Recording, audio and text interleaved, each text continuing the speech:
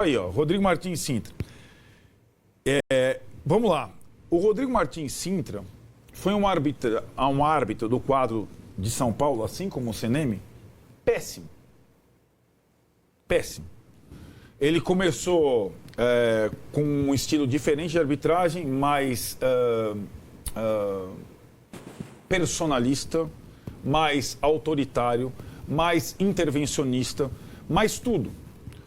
E um cara que apitava desse jeito, ele jamais vai poder ser um bom comandante de arbitragem. E é essa figura aí que está agora no lugar do CNM. E na época ele nem era tanto destaque, né? Não, ele nunca chegou, Não. porque ele fez tanta lambança como árbitro que ele nunca chegou ao primeiro escalão de árbitro paulista. E, esse colegiado que ele comanda ainda é formado pelo Luiz Flávio de Oliveira, Jesus Cristo, Marcelo Vangassi, Fabrício Vilarim, Luiz Carlos Câmara Bezerra, Evelyn Almeida, Emerson Coelho e ele comandando, além da consultoria de um argentino e um italiano. A indústria da arbitragem ela é gigantesca. Todos esses caras custam dinheiro, a CBF investiu nesses caras e não no projeto CNM, e eles são os responsáveis. Toda vez que a gente for falar numa rodada brasileira, a gente tem que colocar o retratinho dele ali, porque ele é o responsável. O que a gente vê no início do Campeonato Brasileiro? Uma mistureba de critérios absurda em relação ao VAR muito atuante, muitas vezes para respaldar o árbitro, como foi o caso da Ilha do Retiro, muitas vezes para voltar a fita 50 minutos, como foi o caso, muitas vezes para ser caseiro, como foi o caso do Mineirão. Mais do que isso, o responsável pela escala dos árbitros, isso conta demais, é o Rodrigo. E aí, me desculpe, mas a escala de árbitros de Sport e Palmeiras, ela é uma aberração. O Bruno Arleu não pode apitar esse tipo de jogo. A escala de árbitro de Atlético e São Paulo, mais ainda. O árbitro do jogo era o mesmo do mata-mata da Copa do Brasil, Atlético e São Paulo, tinha dado maior polêmica. A escala do Inter e Cruzeiro, mais ainda. O Marcelo de Lima Henrique, que nem é gaúcho, tinha acabado de apitar a final Inter e Grêmio, cercado de polêmica, e foi o cara... Então, tudo o que aconteceu poderia ter sido evitado.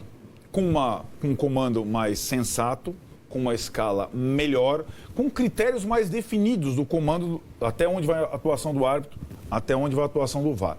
Então, nessa esfera, comissão de arbitragem da CBF, viu agora, viu até um gado aqui, mas não é isso que é o caso, não.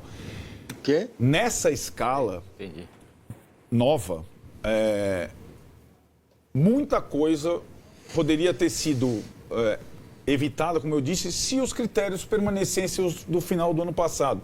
A gente tem culpa nisso, porque a gente falou um pouco aqui e esqueceu aquilo.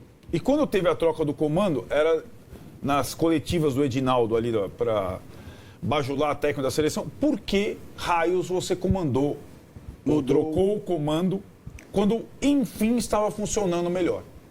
A matéria da Piauí mostra um pouco por que ele trocou o comando, né? A gente não tinha esse acesso. Então, é isso. Eu acho que ia ser um campeonato bom.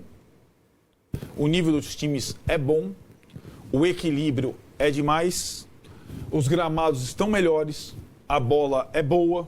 Tem vários jogadores interessantes, mas os caras quiseram mexer no que é mais fraco no futebol brasileiro, a arbitragem.